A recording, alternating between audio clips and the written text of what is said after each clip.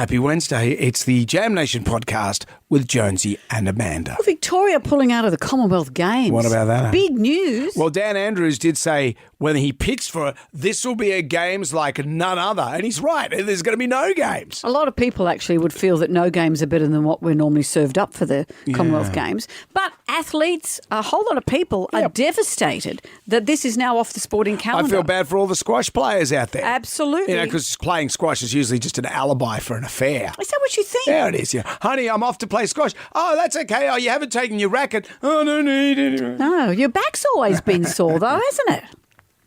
The tribal drum will beat for Food Weirdo. Yes, we put the Commonwealth Games to the pub test, and we're going to be talking to Chris Minns, the New South Wales Premier. Yep.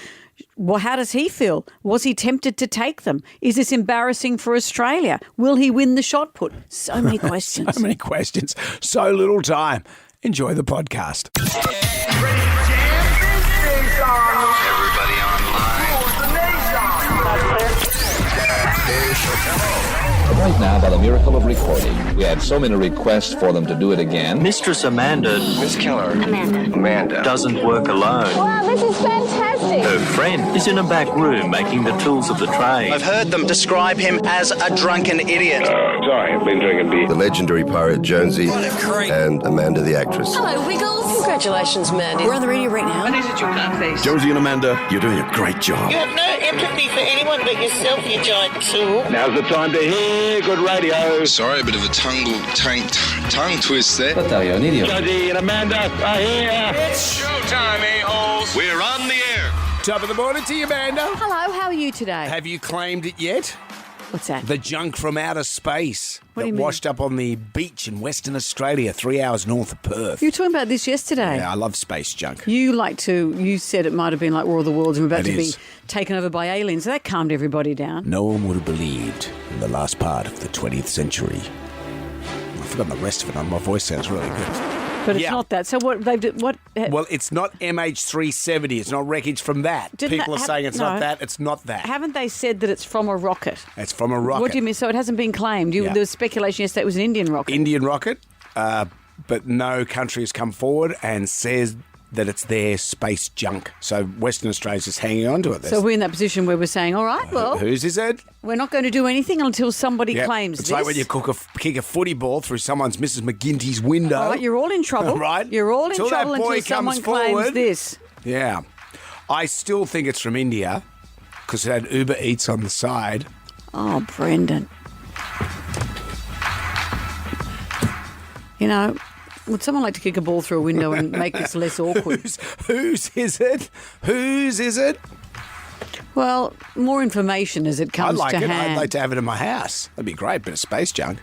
I think you've got enough junk in your house, enough space between your ears. But let's let it go at that. Would you like it in your house? No, thank you. You could put it somewhere. Hang it from the ceiling. No, I'm too busy refurbishing my house to host the Commonwealth Games, Brendan, of 2026. What about old Dan? I get a feeling that Dan just loves delivering bad news. Do you get that vibe? No, I mean, I'll be interested. I think we should put it to the pub test today because a lot of people are saying we should not be spending money on this stuff. If it was New South Wales money, how would we feel that it was going to that? And the costs have blown out. A lot of conjecture, a lot of athletes saying, well, you're either investing in our sport or you're not. This is a big part of the sporting calendar. Yep. It's a big blinking Matilda somewhere going, hang on a minute. Do you need me back? We've got Chris Minns on the show today. Perhaps we do. should put it to Minnsy. What's Minnsy said He about has said we are not going to be... Doesn't want it? No, we're not going to be doing it in New South Wales. All the states. I saw that... Adelaide, South Australia, has stepped forward. Their Premier said, no, we're not doing it. Even Adelaide don't want it. Even Adelaide. How patronising. Even Adelaide don't want it. What about Western Australia? Now they've got that space junk. I know, that could be a whole That stadium. could be a feature. Okay, well, I'm There's your looking opening forward. ceremony right there. Maybe we could change... No one would have believed. No one would have believed that this piece of space junk would become a feature at the 2023 Commonwealth Games. 2026. Oh, what is it now? Oh, I buggered it up. It's not this year. It's hard to do the voice. How did Richard Burton do it? Action-packed show today. Not only Chris Minns will be joining us, our friend Cal Wilson will be on the show, and Instagram makes its return. We've got lots of stuff to talk about today, but let's kick off with the Magnificent Seven. Please. Question 1. Which wizarding school did Harry Potter attend? Jam Nation. station. Podcast. We have the Magnificent Seven. There are 7 questions. Can you go all the way and answer all 7 questions correctly? If you do that, Amanda will rustle some more I'll papers in rustle the some background. papers and I'll say you do not want to be party to the conversation we just had where Jonesy said, what I said about the Indian rocket wasn't racist. And I said, you know very well it was. That's why you chose to Why say you it. double down? No, I did not. I just made a joke. You can make a joke about stuff. Well, that's what casual racism is. That's not casual racism. It's overt. You know, when Usman comes to a house and delivers the Guzman. Seriously, Usman delivers the Guzman. I go, Usman with the Guzman. Yeah. It's always a treat. Then one night And he how showed does he up. respond? He goes, hello, how are you? Hello, how are you? Let's discuss my PhD. But it's good. My PhD in casual Usman, racism. Indian guy delivering Mexican food. The system works. Oh, the multicultural system is alive and well at your house. That's great. Well, one day Usman did deliver the sushi. I went, Usman delivering the sushi. It didn't really work as well. You've only got one person in the whole suburb who delivers Usman things. comes around a fair bit. Well, I've got a 20-year-old in the house. He just lives on that stuff. Yeah. Anyway, Let's get on with it. once the high dudgeon is finished, let's get into the Magnificent Seven, shall we? Let's do it. Let's kick off with Don from Maryland. Hello, Don. Good morning, guys. How are you? Very well, thank you. Which wizarding school did Harry Potter attend? That'd be Hogwarts. Yes, it would. What drink is made from espresso coffee, hot milk, and chocolate? I think they call that the mochaccino. Or a mocha? Or Just the mocha will be enough. Let's do Sing It Back. Sing it for me. Sing it back. Just sing it to me. Sing it back to me. What happens here, Don? You'll hear some singing. When they stop, you complete the line. Here we go. Can you swear to me that you'll always be this way? Show me how you feel more than ever, baby. Go, Don. Sorry, I've got no idea. That's not how the song goes, but thank you. Do you reckon Nick of Canley Vale will know this? Hi, Nick. G'day, guys. Let's do it with you. When the song ends, you start. Here we go, Can you Nick. swear to me that you'll always be this way? Show me how you feel more than ever, baby.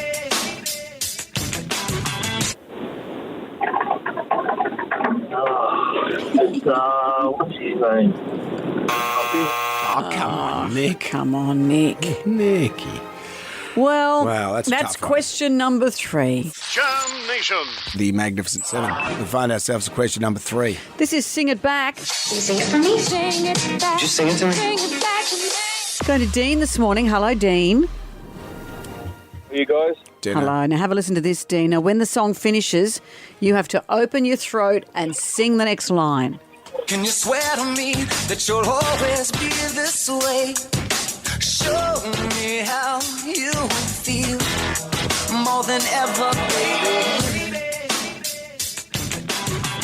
Dino. I don't want to be lonely no more. I don't want to have to pay for this. Whoa. Well done. That's it. I don't want to have to pay for this. I like how you made it your own. If only it was lonely anymore. A bit more grammatically correct, Rob Thomas. What kind of shoes is the Statue of Liberty wearing, Dean? Are they A, boots, B, sandals, or C, Crocs? Let's go with sandals. They are sandals. Question 5. In the FIFA Women's World Cup, who are the Matildas playing in their very first game tomorrow? Argentina. You sounded confident, but you're wrong. I'm sorry. Sam is in Kempsey. Hi, Sam. Hi, how are we? Very well. The Matildas kick off tomorrow. Who are they playing in their first game? They play Ireland. The They Ireland. do. Game Are the kicks Irish off at good 8 at the p.m. soccer? Of course they are. The Men in Blue is the nickname for which country's cricket team? No, that'll be the Indians. Yeah. India. Which brings you to question 7, Sam. Here we go. Novak Djokovic has been handed a fine for doing what at his Wimbledon final loss? What did he do? The mid-game tantrum. But what do you get fined for in particular?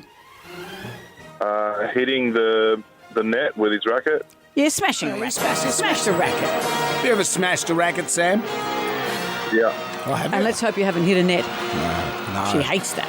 Amanda runs a few rackets around here, but hasn't actually smashed one. And you've jumped a few Annettes, Brendan. Enough about your last year's Saw you Christmas in party. HR. Congratulations to you, Sam. You've won the Jam Pack. It's all coming away. $150 voucher to 3 Blue Ducks, bringing well-known flavours directly to Aussie homes. A family pass to Madame Tussauds Sydney. Take the stage with Harry Styles at Madame Tussauds Sydney. You'll also see Amanda Keller there as well. That's right. And Jonesy, not just hanging around there like a weirdo, but actually as a wax effigy. Both kinds. Jonesy and Amanda Cage to choose for the colour and some starter pencils as well, Sam. Anything you would like to add? That's awesome. Thank you, Sam. Jonesy and Amanda. Jam Nation Podcast. Good morning. I'm glad we're not the only ones up at this ungodly hour. From the pages of the Jalmanac, our big book of musical facts. On this day in 2004, the Killers released Mr. Brightside, their debut single and one of their most popular songs. The song, as you know, was born out of a painful experience for lead singer Brandon Flowers. He was dumped by his previous band, Blush Response, and he gets home to tell this to his girlfriend. Honey, I just got dumped from my band. And then he found out he was cheated on by his girlfriend. Oh, no. She said, well, look, I've got some... Look, while you're having a bad day, let's just get it all out of the way. So, picked himself up, joined forces with guitarist Dave Kooning, who had placed an ad in a Las Vegas newspaper looking to start a new band. It was in their first meeting that Dave would show Brandon a cool riff he'd been working on. It matched perfectly with Brandon's lyrics of jealousy and rage. Once the drums were added to the song, the guys realised it had hit all over it. I love this song. Are we playing it? Of course we're going to play it. One of my faves. His girlfriend's saying, well, what about me? Where's my thanks? Jam Nation. How did you feel when you heard the news yesterday? I just, that Melbourne or regional Victoria and therefore Australia was pulling out of the Commonwealth Games. Whenever Dan Andrews gets up at a lectern, I always instantly just think of Darth Vader's Imperial March. Dun, dun, dun, dun. He's one of those guys that just loves delivering bad news. Well, he's had to deliver a lot of bad news. But some people relish in delivering the bad news. If I was Premier... If I had to get up and do bad news, I'd candy coat it with something. I'd say, hey, by the way, we're looking at this new, card tap-on, tap-off system. Oh, yeah, and also we're going to have to cancel the Commonwealth Games. But answer the question. I'd bury that. Just answer the question. Yes, how do you feel that the Commonwealth Games are under threat and chances are, well, they're not going to be, looks like they won't be hosted in Australia? I don't really care about the Commonwealth Games. Does that make me un-Australian? But you don't care that much about the Olympics. I'm not a sport guy. I can't help that. I'm sorry. I'm in a country that loves sport and I'm not a sport guy. Don't apologise. I just wonder if you have a sense of I feel that a deal is made, though. A promise made is a promise delivered. Yeah. And he pushed pretty hard to have these Commonwealth Games. And I feel for little kids going up, for little pole vaulters and little athletes and all that sort of stuff that are working to go into the Commonwealth Games and they're not going to have a vehicle for it. A couple of sides to this, aren't there? He was saying that it's become so prohibitively expensive. He said when they signed on to host the Games, it was far less. It was like $2.6 billion was budgeted, whereas in fact it's going to be $6 billion and maybe $7 billion. Well, that's quite a blowout. It is, and they're wondering why it's so much because the Commonwealth Games Committee themselves are saying, I don't know where you've got those figures from. I saw a tweet here from the Sky News journo, Laura Jays, who said, why is it going to cost that much? Are the swimming pools made of gold in Birmingham in 2022? It cost England just $1.5 billion. This does not add up. The Hockey Australia has said this is really a watershed moment for grassroots sport in this country. The future health of our kids is in jeopardy. We are a sport. We, as a sport, are amongst the world's best, yet we struggle every year to support the thousands of kids who want to play, not just sport for Australia. That's Hockey Australia. So I'm sure a lot of sporting bodies are saying, what's going on? The sporting journo Anthony Sharwood said yesterday, the Commonwealth Games have been a redundant concept for years. Ooh. The world changes, not least the sporting world, where once we celebrated Matilda the kangaroo at the Brisbane 1982 Games, we now salute the Matildas as we host the FIFA World Cup, a much more relevant and worthy event. The world has moved on. Well, it has for us, but what about for athletes? Yeah. As you said, what happens there? Well, they used to do the country origin. Remember that? State of origin, and then they have the country, I've forgotten what it was even called. And no one cares that that's gone now. This is a big deal, though, for a whole variety of sports. Maybe with that point about the Matildas soccer, that's where we're going to. That's where we're heading through. And this stuff is so expensive. How can individual countries do this. I heard on the news last night, I think I'm right, that only England and Australia broadcast the Commonwealth Games. Canada doesn't bother. I don't know if New Zealand does. So South Africa doesn't. So we're a big sporting nation that this matters to, but it's become so expensive. We might put this to the pub test. The Commonwealth Games is the time to let them go. Maybe put it to Minzy as well. We could do it here. We got the stadiums. We got the stuff. Chris Min said yesterday he's not going to enter the thought for that, but he will be on our show today. It looks like the Christchurch mayor in New Zealand has said that they might push in and host the event. It's only 3 years away. Yeah. I mean, that's what's hard. Whether you support this decision or not, I wish he could have made this decision a while ago. Why do it now and leave someone else in the lurch? That's a lot of lawns to be mown. Well, we're all going to put our hands up, take in billets, have events in our backyards. We're going to have to do it. Jonesy and Amanda. Jam Nation. Podcast. Our next guest is a fabulous comedian. She's an author. She's a TV presenter.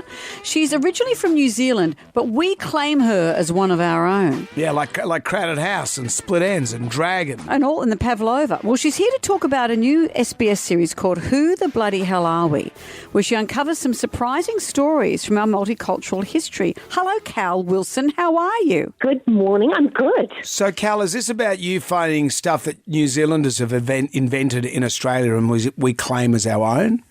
Yeah, but it's more than that. So Adam Lior has an episode where he talks about Chinese immigrants' contribution, and John Safran has Jewish immigrants' contribution to Australia. And all 3 episodes are just full of things that make you go, what?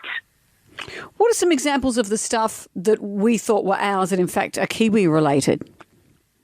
Well, gosh, I don't want to do spoilers, but there were so many amazing stories.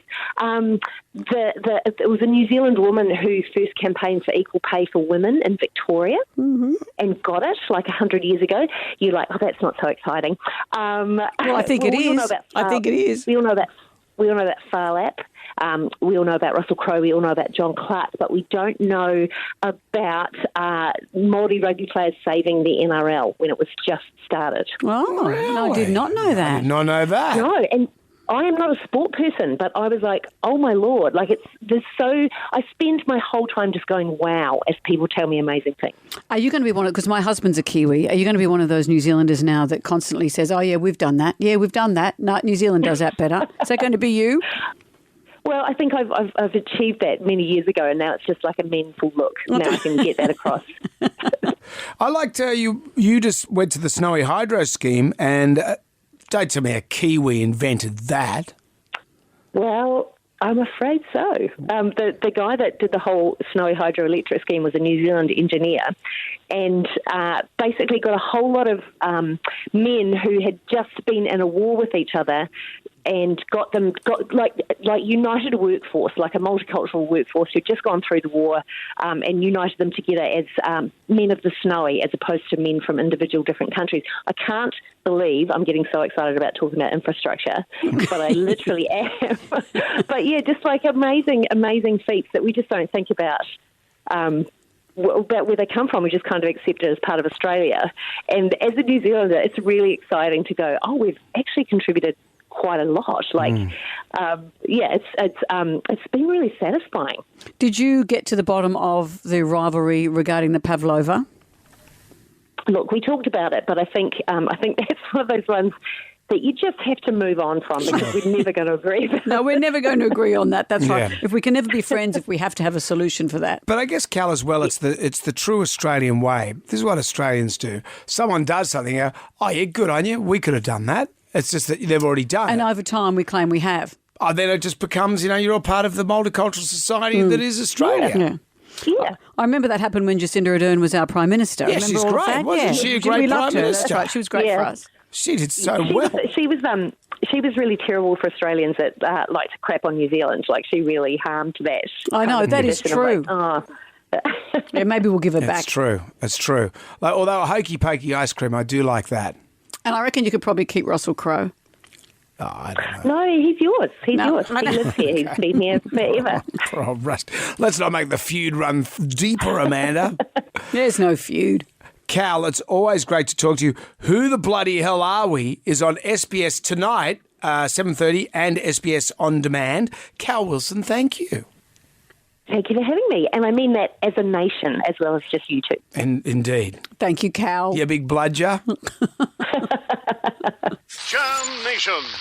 We're doing a grab right now. Who wants some free money? Instant. Coin, cash. Moolah. I like the sound of that. Jonesy and Amanda's Instagram. Here it is, 10 questions, 60 seconds on the clock. You can pass if you don't know an answer. We'll come back to that question if time permits. If you get all the questions right, $1,000. And then we say, do you want to double your money? Answer one more question, play for $2,000. Get it wrong, though, you walk away with nothing. Colin's in Balmain. Hi, Colin.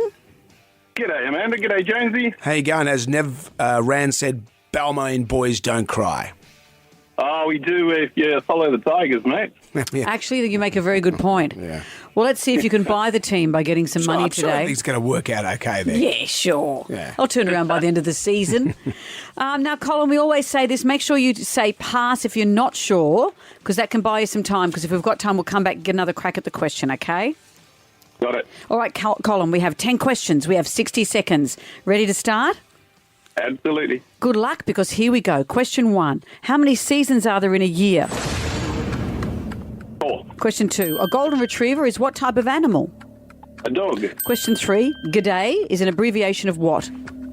Good day. Question 4. What liquid comes out of a volcano when it erupts? Lava. Question 5. How many sides does a circle have? 1. A circle doesn't have any sides. It's sort of an obscure question, but there are no sides in a circle. Oh, Colin. Bummer. Look, you get $100 for your groceries or Feel your free petrol to or cry. whatever you'd like. These are the modern times we live in. Balmain boys can cry. Oh, Colin, That's I'm a sorry. tricky question, that one. All right, well, Thank you, let's Colin. all move on. Jam Nation. Everyone's got a camera these days, therefore, everyone's got a phone, therefore everyone's got a camera, therefore everyone is a spy. Therefore, everything can be uploaded at any given moment, and you can see how other people live their lives. Oh, gee. The good, the bad, and the ugly, and the downright weird. There's some footage of a guy. He's in Starbucks, so he's got his drink there. Mm-hmm. He's ordered a banana. And we've spoken about bananas before. You eat a banana in a weird way. You peel the whole thing off. You get it naked. Get it naked the minute you buy it, and then you get banana stink on your fingers. Oh, take it. I don't know why you don't use nature's banana holder, which is the banana skin. But you look comical walking around eating a banana with the peel all hanging down there. But do you eat a banana as you walk around the streets? No. Well, then why? I eat in the privacy of my own space. Well, then why don't you keep the skin on? Because anyway, what this guy... I eat it in the privacy of my own space. But you get banana mank on your fingers. What this guy was doing is he cut the top of the banana off and he used a spoon to scoop the banana out. A teaspoon. A teaspoon? How does it go to the bottom? You need a parfait spoon.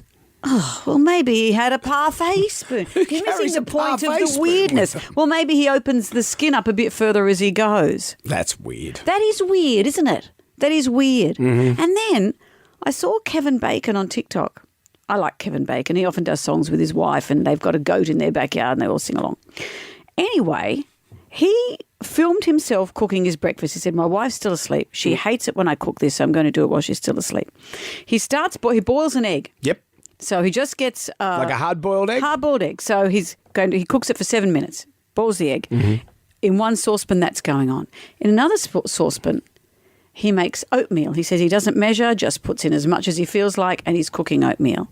And then this happens. So now here's the part where it gets weird. Hang on. A nice soft egg is in the bowl. I'm going to take out some of my delicious oatmeal. Butter. Stuff. Oh, man. It's going to be a good day. What he did was he cracked open the egg, and maybe it wasn't hard-boiled, maybe it was soft-boiled. Doesn't matter because it's horrific. Sure. He adds that to the oatmeal, then puts some butter in and some hot sauce. Oh. So his breakfast is oatmeal, egg mashed through or swirled through, butter and hot sauce. Do you not think that's weird? Well, when you think about it, it's what you put into a biscuit, isn't it, really? Like an Anzac biscuit, you got the egg, you got the oatmeal. You wouldn't have it in those. You're not going to eat flour. All these things make delicious things when they're cooked. Are you going to eat it all raw like that? No, possibly not. I find that very odd. And ironically, there was no bacon. I thought Kevin definitely would have had some bacon. Wouldn't you think there'd be some bacon? Yeah. Lots of people were commenting on all this about weird stuff they've seen. What about this one? They said a friend of mine puts cereal in a bowl, has a mug of milk on the side, has a mouthful of dry cereal and a sip of milk. I don't know about that. Why do people need to deconstruct these things? Don't know. What's wrong with people? I don't know. I like to eat just in private. You're not a public eater. I'm not a food court guy. Everyone's just looking at you like you're pigs at the swill You trough. don't also like looking at people eat. No. I freak you out because I just had some cereal in here. Yeah. You don't like watching people eat. You watching me eat soup makes you want to heave. Not soup. It's when you make that big slop bowl of whatever you eat with all the blueberries and the superfoods. And That's what I just had is oats and... Oh, it's like being at the dementia ward. I don't want okay. food. Well, maybe breakfast radio's not for you, Brendan. That doesn't mean... Because we're on breakfast radio doesn't mean we have to eat breakfast. Well, you don't see me eating food. Yeah, you eat. Actually, you eat before I come in. Yeah, don't you? exactly. In the privacy of my own space. You don't want me to. So I'm in a work environment here. Oh, here we go. From 5 o'clock till say 11, and I'm not allowed to eat in front of you. The mean man. The mean man won't let me eat. Let the I have to be a princess supermodel. Oh, please. I'll make you watch me on the toilet next. Oh, great. Tribal Drum is beating for Food Weirdo. That is disgusting.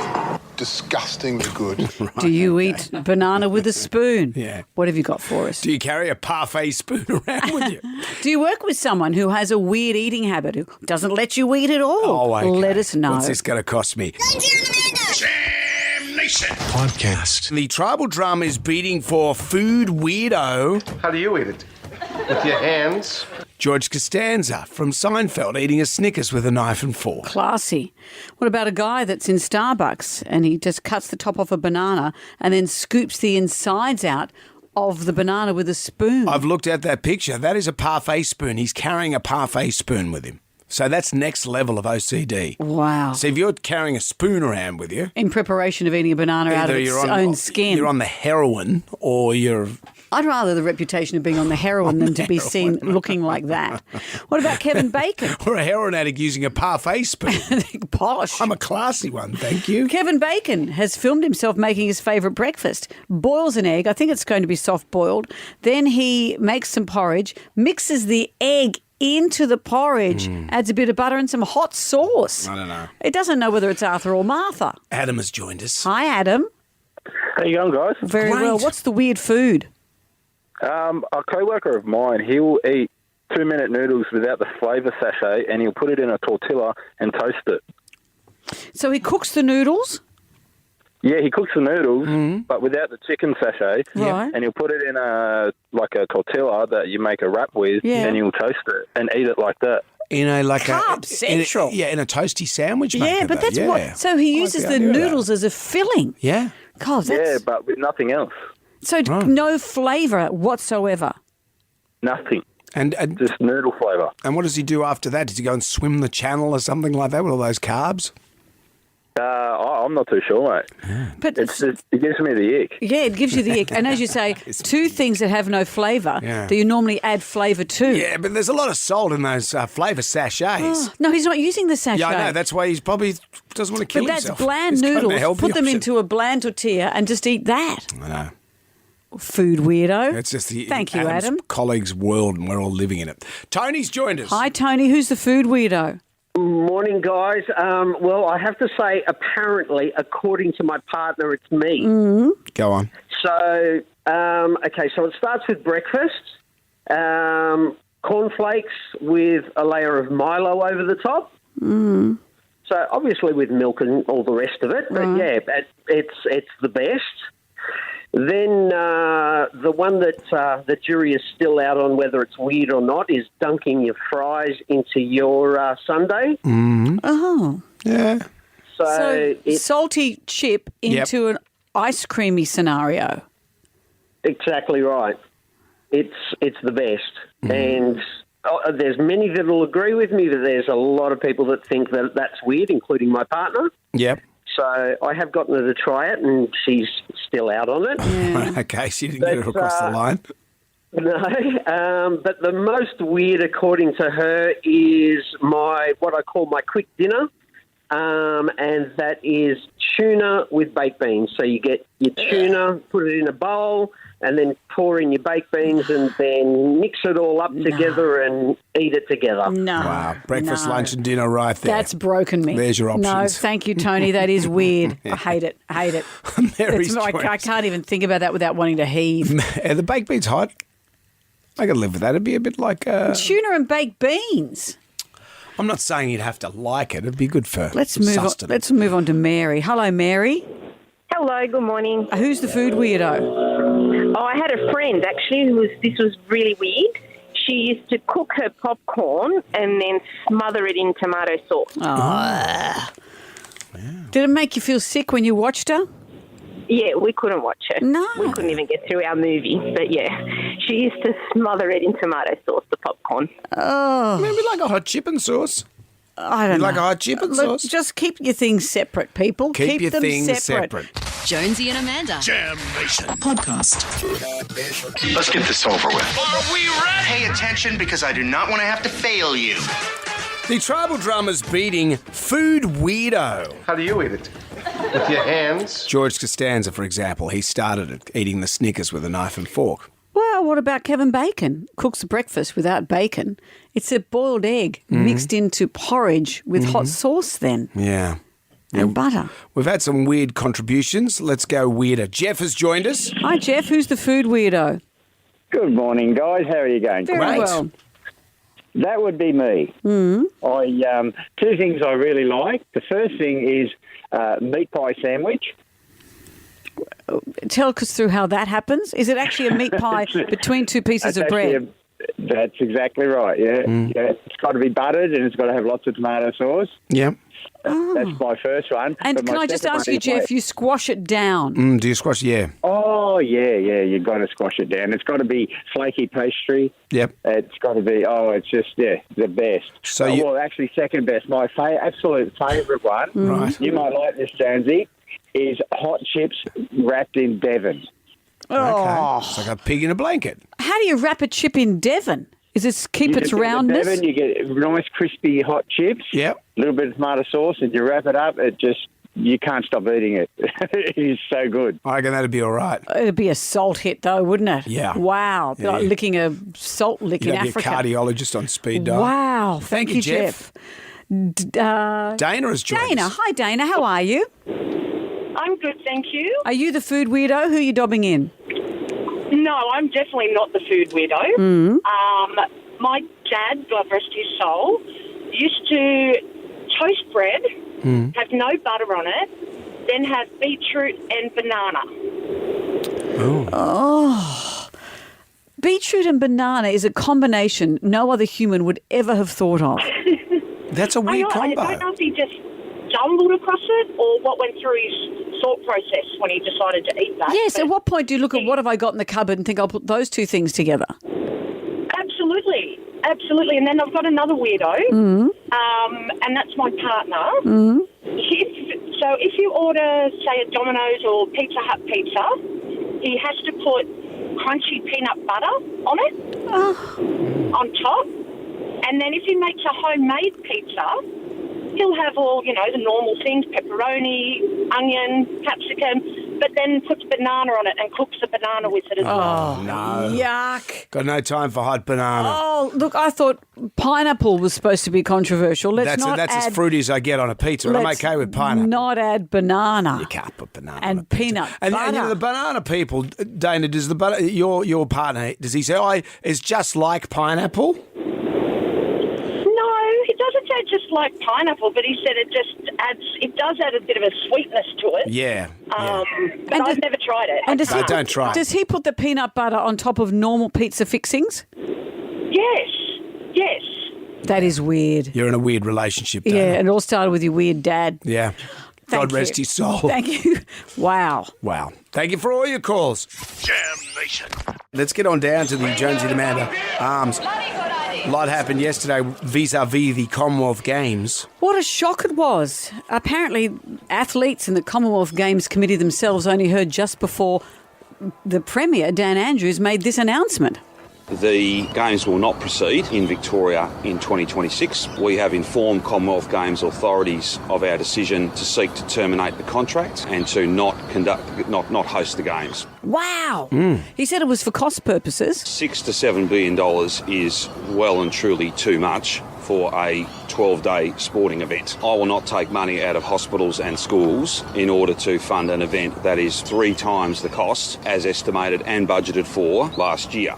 But he said it was going to be like a game like no other last year. He signed on saying that they would thinking they'd cost $2.6 billion, which was budgeted. Now he's saying they might be as much as $7 billion. The Commonwealth Games Committee is saying, I don't know where he got those figures from because they're certainly not our figures. Laura Jays, the Sky News journo, has said that, wow, what's going on? The swimming pool's going to be made of gold. Birmingham in 2022 cost England just $1.5 billion. It doesn't add up. Yeah. But what about then all the athletes? Hockey Australia has said the future health of our kids is in jeopardy. We as a sport are amongst the world's best, but we struggle every year to support the thousands of kids who want to play.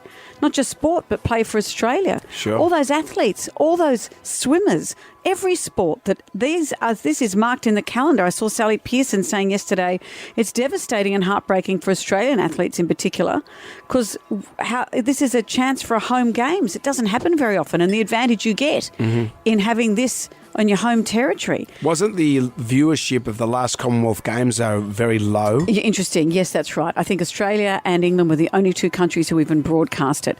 Canada, New Zealand, I think Scotland, a whole lot of other members, South Africa, members of the Commonwealth, didn't even pay for broadcasting And everyone rights. likes the romance of the Brisbane Commonwealth Games back in 1982, but 1982 was a long, long time ago. This is what Andrew Sharwood, sports journal, has said. The Commonwealth Games have been redundant for years. The world changes, not least the sporting world, where once we celebrated Matilda the kangaroo at the Brisbane Games, we now salute the Matildas as we host the FIFA World Cup, a much more relevant and worthy event. So away from Dan Andrews, does the Commonwealth Games pass the pub test? Yeah, is it the right thing to let them just pass away? What do you think? Jonesy and Amanda. Jam Nation. Podcast. Amanda and I went off to the movies, to the premiere of Barbie. Yeah. It wasn't what I was expecting. It's a great movie, and go and see it. But in the way that Toy Story brought all the toys to life, and you had a visceral kick to the heart at seeing your old toys, and it dealt with the emotion of kids growing up and leaving their toys behind.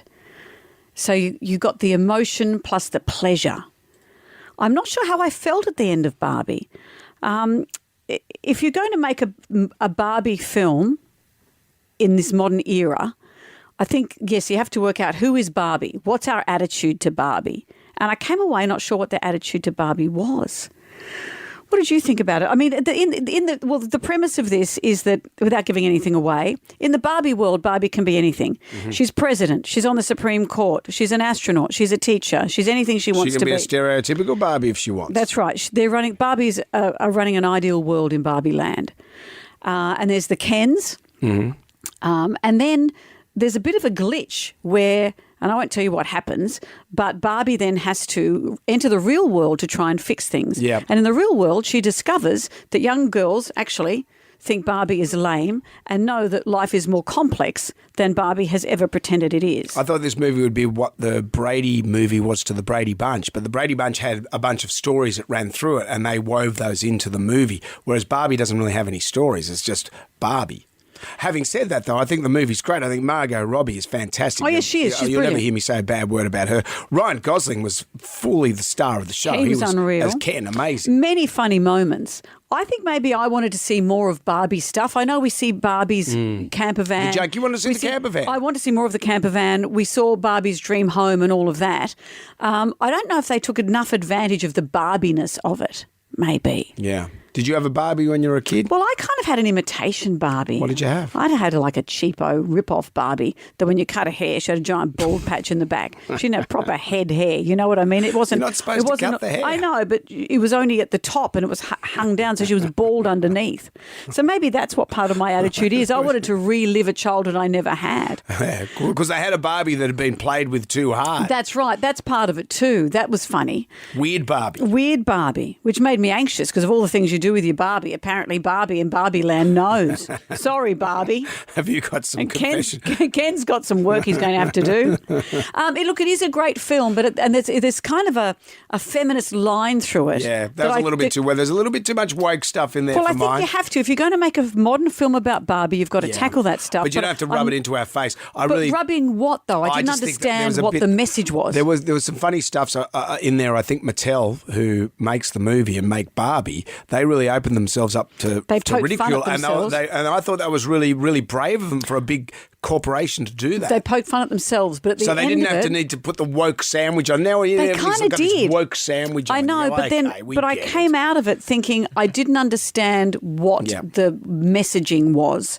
I'd be interested to know what people think. Once you've seen it, let us know, because I wasn't sure what the messaging was. Barbie's visit to the gynecologist was probably a step. He's not even joking. I'm not joking. He's not even joking. But go and see it. I think if you've got a teenage daughter, if you've got like a tween before they become a sneery pain in the neck, take them along to Do see you this, think? Mums. I Yeah, I think reckon it's it's a great more for movie. grown women. It's not a kids' film. No, I think I think a 12-year-old could go and see this. They and could, enjoy it. but I it'd think be an all right. adult will get more out of it. Yeah. And did you play with your Barbie too hard? Let us know what you made of the film. I'd like to know. Jam Nation. Still talking about Barbie during the song. And maybe I'm wrong. Maybe today's 12, 13-year-old is so much more savvy than I was at 12 and 13. Maybe they will get more out of this in terms of its feminist narrative, in terms of what it's saying. I felt the message was a little garbled, but you're hit with a lot of messages. But maybe, I said before, maybe it's more for the mums and the kids, but maybe the modern tween is right across all this They're more stuff. forward-thinking than you. You Yeah, just that's sit there and true. kiss a poster of Barry Manilow when you're 12. I was kissing an orange for practice, if you don't mind. see. And I'm not talking about Donald Trump. Kids these days, they're climate change and gender issues and all that sort of They're stuff. across it all far They're not- more than we are. They're not having it off with citrus. No, they're not. That is true. At least I didn't get scurvy. Tomorrow we review Oppenheimer. Jam Nation. Podcast.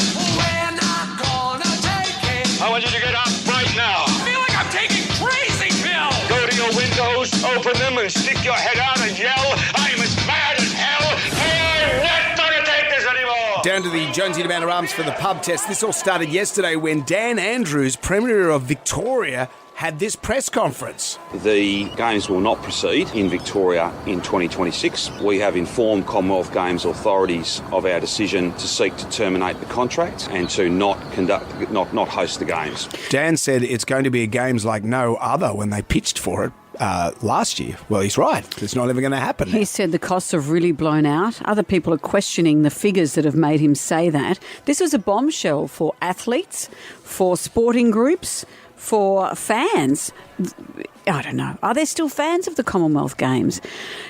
Commonwealth Games, let's ask you, do they pass the pub test? It does pass the pub test. It's a shame for the athletes, but we've still got the Olympic Games. But by 2026 or whenever it is going to be, there's a good chance we'll be a republic anyway, and it won't mean a thing anymore. I think he's made the right decision. I mean, if he doesn't have the money for it, then he shouldn't go ahead. Well, I agree with Dan Andrews. The guy's got testicle fortitude by standing up to the rest of the Commonwealth. If you can't afford it, you can't afford it. The man should be commended, not hammered, and he should be the Prime Minister of this country for standing up to them. I don't think it should be cancelled. Either the Olympic or the Commonwealth Games gives us a sense of pride. I don't think this passes the pub test because squash is not an Olympic sport. I won gold in the 1998 Commonwealth Games and it was a huge deal for squash. Commonwealth Games being regional, I don't think was ever going to be work, but as a city, I think it works and it allows smaller sports to have a stage, a world platform to perform on. This is what they're gunning for, these sports, and it also reflects in funding for these sports. How does that get young kids involved in different sports that are not televised and not enabling young kids to try a variety of sports? It doesn't pass the pub test. There we go. We've got an achiever, someone that won gold in squash. That's a very interesting point because we tend to think of the Commonwealth Games as Olympics light, but there's also value in that. There's that value you in do that. get other sports that aren't represented in the Olympics. I don't think people played squash anymore. I thought it was just an alibi for an affair. I'm off to play squash, honey. Oh, but you've forgotten your racket. Oh, no need. Put your back out again. Jam Nation. Well, shock news yesterday. The Victorian government has pulled out of the 2026 Commonwealth Games. So far, all states and territories have said no to hosting them, putting the game's future in jeopardy. Premier Chris Minns is here to chat about that, and also he's got some exciting announcements for renters. Premier, good morning. There he is. Good morning, Amanda. Good morning, Jonesy. Chris, so can we take on the games that'll really do a bit of an up you to Victoria? Yeah, I probably need a better reason than that, Jonesy. But look, we've obviously looked at it, and I can understand why people look to Sydney after the 2000 Olympics and the fact that we're hosting the Women's World Cup in mid-August. But we've looked at it closely, and given the size of the debt in New South Wales and the state of our schools and our hospitals, I just can't, in all good conscience, agree to hosting them or taking on the obligations, because I don't want to be in the same situation as Victoria where we make people happy for a day, but in the end we're not able to deliver on what we promise. But also, Dan Andrews did say that they pitched for the games during the pandemic, and they knew, well, on the tail end of the pandemic, they knew that they probably couldn't afford it. So why did he do it? Yeah, I guess I can't answer that. There might have been cost escalations. I just don't know. I haven't had a chance to look closely at it. I mean, from my perspective, it's important that your listeners know that the previous government, the Liberal government, looked at bidding for the right to host the games a couple of years ago, and in the end made a decision that we couldn't afford it. So for me to reverse that decision, given the state of hospitals and the state of schools and emergency departments and the like, I just can't in good conscience go for it. Is it embarrassing for Australia that we've pulled out of what does seem like a relative last minute? Well, look, I mean, obviously, I think when you agree to host these sporting events, you want them to run, and I think that's everybody's intentions, and circumstances change. I know the Tokyo Olympics were delayed a year, weren't they, because of COVID, but this is a different order of magnitude. No, I accept that. I know people desperately want the games to go ahead, but I've also got an obligation to make sure that when we commit to something that we deliver it and it's affordable as well. And I've got to say, we've got $180 billion worth of debt in New South Wales, which is the largest figure ever recorded. And I'm not coming on your program blaming people for that. Large measure, that's because of COVID, but by the same case, I can't pretend it doesn't exist either. Well, you've got some announcements to make that are good news for people, and this is nearly a third of Australians who rent, but for the New South Wales renters, you've got some news. Yeah, there's 2 million renters in New South Wales, massive number. And I think, Amanda, we've spoken about it before, that 10 years ago, 15 years ago, a lot of young people said, will I ever be able to afford to buy a house in Sydney, for example? A lot of people are now saying, can I even afford to rent? And this has huge implications for the economy if young people in particular up and leave Sydney and move to Melbourne or Brisbane or other places around the country. So we need to do something with renters. We need to make sure that the rules are fair. We're strengthening the rules to make it so that you can only increase rents once a year, not multiple times a year. We're appointing a rental commissioner, a portable bond scheme, so you don't have to put your hand in your pocket if you're changing properties from one to the other, to dig deep and find 4 weeks' worth of rent to put it up to the landlord, as well as introducing changes around no-fault evictions. Look, it's just really about making sure that people have got some security and safety and a roof over their head, because that's a fundamental right in Sydney and New South Wales today. I must say, the demerit point thing, when does that kick in? I'm just asking for a friend who has friend's me. Some very, very lean points left. What's the news for the demerit world? The roads are open from the Shire early in the morning, I imagine, Jonesy. Yep. Well, I'm fine. I've actually got 13 points on my licence. I'm such a good driver. The government has said, I'm going to give you an extra point. I'll rub it in. But Amanda, on the other hand... Well, I lost 5 I got a message last week. I must have touched... I'm very careful about not talking on my phone. I must have touched my phone. Yeah. 5 points gone in one go. So what's the news about demerits? Yeah, a couple of things. Firstly, if you've been a good driver as of the 17th of January 2024 and for the previous 12 months you haven't incurred any offences, we'll give you 1 point back. And this is all about encouraging good drivers. So for the last 5 decades, it's all been stick and punishing people, obviously, for doing the wrong thing. We accept that, and those rules will still apply. But we also want to encourage drivers, particularly in the Christmas period when unfortunately the road toll's at its worst, to do the right thing, get through the Christmas period without incurring an offence. And if you do that, we'll give you a point back. Right, so this kicks in January. And just 1 point back? Just 1 point back. That's right at this stage, but you'd be happy to know, Amanda, that we've committed to and fulfilled our promise to get rid of hidden speed cameras in New South Wales, to put the signs back. And as a result of that, we've seen in the month of June, this time last year when the signs weren't there and there were hidden speed cameras, there were 55,000 fines. This year, with the signs returned, it was just 6,000. So there's been a major reduction in the number of people being fined. And I'd much rather people not commit the offence in the first place than get a fine in the mail a couple of weeks afterwards, not knowing when and where and how they did it. Perhaps we should maybe get Amanda a driver. I know. I'm going to be chop it in. Parker from the Thunderbirds. Yes, my lady. No, it's looking like that. Plane, maybe. Maybe Amanda gets the Lycra on and starts riding a bike to work. Absolutely. This is way the top dog. I'll head off at midnight and see if I can make my way here in time. Chris, it's always a treat to talk to you. Thank you for joining us. Thanks, Josie. Thanks, Amanda. Thanks, Anytime. Premier. Jam Nation. Podcast. I feel kind of close to this because Joe Manganiello, we had a great interview with him when he came in to talk to us about True Blood. Remember that? Mm-hmm. And he was telling us how he went for the role as Superman and he couldn't do Superman because of the whole golden handcuffs, as he called them, because he was tied up to True Blood. So he was talking about that, and then he talked about how he courted Sofia Vergara. I don't think they were together then. No, he was actively pursuing her. He'd always said that he had a real thing for her. And I said, of course, who hasn't got a thing for her? But you are a perfect specimen for her because you're a good-looking guy. She's what she is. Love takes a lot more than that. He was one of the nicest interviews we've done. I met Sofia Vergara, and they've split up, by the way, which is why we're talking about this. Well, it was sad they was only together for 7 years. Yeah. And when Modern Family came out to Australia, I went to a function. They were filming an episode in Australia. And the cast were really lovely. They were so nice. But Sophia had, I think, her previous partner with her. I don't know if he was a husband. And she wasn't as approachable. And he was just so lovely. I know he was doing an interview, so it was different to her just being at a soiree. But they're a great couple together. But what they've said has happened is that he's been sober for a number of years because he had some trouble in his 20s. He no longer partakes in anything. And she likes a bit of a party lifestyle, likes to go out with her friends and have a drink, which he said, that's great. Everyone's been happy with that. But he said lately, this is what friends have said, is that temptation's just too much for him. He has to be very careful. So he can't go it out. would be hard to live in that environment. I know a lot of people are now sober who in Hollywood, but when you live with someone who isn't and likes to have a bit of a party, it would be very hard. So he's the perfect woman. She good looking and gets out of your hair. Brendan. Just.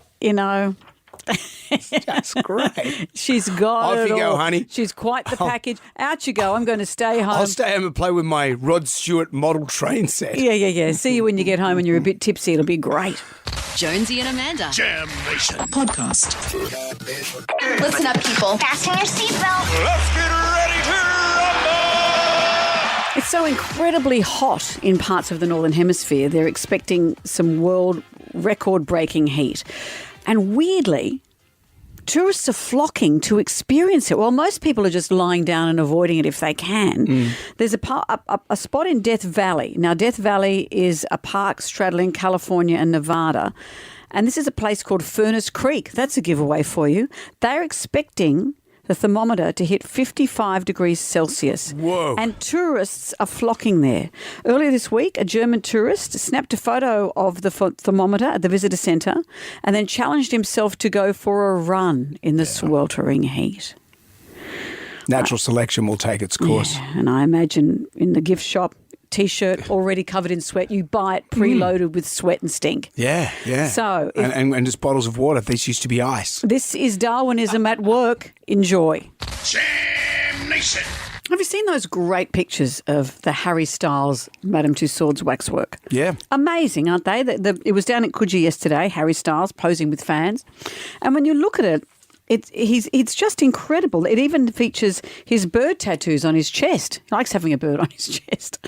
Anyway, yes, lots of fans lined up to have a selfie taken with him. Why wouldn't you? Apparently 8 Harrys have been made to feature in various Madame Tussauds around the world. That's when you know you've made it. Like, you know you've made it when they make one of you, which you have in our very own Madame Tussauds. It was one of my life's great privileges to be measured by Madame Tussauds, and they send a team out from London. It's a highly specific and specialised skill set. I wondered how they got through security because they brought with them a bag of eyeballs, a bag of hair and a bag of teeth. All just for you. All just for me. Hair and teeth and eyeballs. My law firm. Because what they do is they take extraordinary measurements. I had to stand to find a position that I could hold for that long and that would be my waxwork forever. So I stood kind of with my hand on my hip. Yep. And I had It's like you're about to deliver a bit of a lecture to me. Well, I had to wear kind of fitted clothes, like, fitted gym gear, I guess. And I had to stand on a plinth in my garage. There's cockroaches everywhere. They've flown all the way from London, and I thought we'd just do it inside, but they need some space around you. Yep. And we didn't have enough space around me for this, so we had to do it in the garage. And they put a plumb line, or this is how they used to do it. How many years ago would this have been? Maybe 15 years, 10 years? Is it that long? They put a plumb line down and the plinth slowly moves around. They take a series of photographs and then they get the calipers out. And I thought, oh, no, they're going to measure my fat content. But they measure the distance from your elbow to your nose, top of your head to your chin, these extraordinary series of measurements. And then the hair, the teeth and the eyeballs come out. Yeah. They kept moving up to the Steptoe and Son version of the teeth, get more and more yellow. Yep. And they match as much as they can. And it's an extraordinary thing to see your wax work. When I was invited in to just have a preview of the finished product, I burst into tears. Yeah. But you do burst into tears at the drop of a hat. But I can't even articulate what that emotion was. Maybe I was thinking about my mum, but you think it'll be like looking at a picture of yourself, and it's just not. It's like you've got a twin. Yeah. And when it's standing next to you, it's extraordinary. And because of that, I was lucky enough to be given an invitation when I was in London to go to the place where they make them. So Madame Tussauds in London is an extraordinary destination, but to go to the place where they make them, they're working on Steve Irwin when I was there, and painting freckles on him. And there was Oprah Winfrey's Was that head on Steve a still desk. alive, or did Steve No, after Steve had he'd passed away. Steve had passed away. Oprah Winfrey's head was on a stick, pretty much, and someone was working on that. It's an amazing. Like Dickie Knee. That Dickie Knee was there. The process is incredible to watch, and it's big deal. a huge privilege. And so there I am. I reckon Harry Styles and I'm in there. Well, he's in your hood. He's on Coogee Beach. You're on Coogee Beach every day. No, but he's going to be there with me in the evenings in Madame Tussauds in Sydney. So Are you still in the forum? Are you still on display? I'm still on display, Brendan. They haven't melted me down like Rolf Harris yet. You're not at the back cupboard, in the broom cupboard next to the spray and wipe and a few mops. Oh, when someone has a dinner party who works there, they take you home just to light up the room with your wick. No, so Harry and I... You'd have a very short week, I I'm imagine. very excited at the notion that Harry and I are going to party all night long with our wax effigies. Just keep away from Rolf. Jam Nation. Everybody shout! Come on now, sing out! It's time for the Ghoulies get together. Do you want to win $20,000? Yeah. You can do that by being our favourite ghoulie of the year. Just download the iHeartRadio app, go to WSFM, press the microphone, record your ghoulie. What have we got? What gets my ghoulies is when you're meant to be a shop of 7 personnel, but there's only 3 people there, and you're expected to do the work of the 3 other people that haven't been hired yet. That really irritates me. The people that haven't been hired yet, you're doing their work. So not even people who are away, people who don't actually They exist don't yet. exist, or you can blame them. That was Gary's problem. Yeah. And Gary shows up to first day of work and gets the sack because he's a slacker. You've thought this through. Red tape, eh? What else have we got? What gets my ghoulies is how my husband has to commentate on the news. We start at 5 o'clock. He's got to comment on everything. I don't get to hear it, so I watch the 6 o'clock news. What the heck? He still wants to comment on the news reports. What am I supposed to do? Watch the 7 o'clock one? Hello, that interferes with home and away, so what? I give up on the news. That's what gets my ghoulies. Tough. You know, people do that. They're the news commentators. Yeah, my wife just yells at the news. Oh, who's this? What's this? And you go, what? Do you keep watching a variety of news broadcasts? Yeah, rather than I watch trying the to understand? SBS news. I watch the Arabic news. I watch all these. And just comment on that. Yeah. Oh, this Al Jazeera news is You outrageous. call that a fatwa? What's that? Maybe it's not for you. Maybe it's not. Stick to home and away. Jam Nation. Our favourite caller, email, a Facebook friend wins dinner at Moretti Ristorante Pizzeria. Yum. This is a fabulous restaurant in Leichhardt. You get $300 to enjoy that. You get a Jonesy and Amanda tea towel and 18th birthday key ring as well. A person was spotted in Starbucks eating a banana with a spoon. A parfait spoon, no less. He cut the top off the banana and just scooped out the flesh inside. I saw Kevin Bacon on a TikTok making his breakfast. It didn't involve bacon. He mixes up soft-boiled egg, cooks some oats, puts the egg through the oats with some butter and hot sauce. Tribal drum was beating for food, weirdo. How do you eat it? With your hands? George Costanza eating a Snickers with a knife and fork. Here's Dana from Campbelltown. My dad, God rest his soul, used to toast bread, have no butter on it, then have beetroot and banana.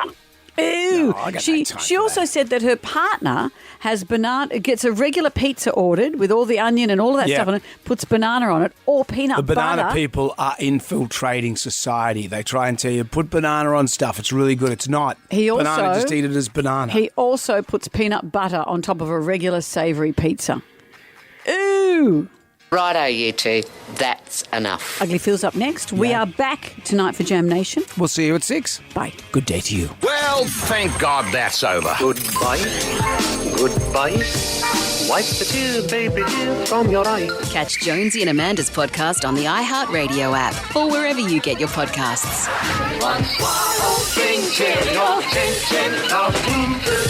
Goodbye. Jonesy and Amanda. Jam Nation. Podcast. Catch up on what you've missed on the free iHeartRadio app.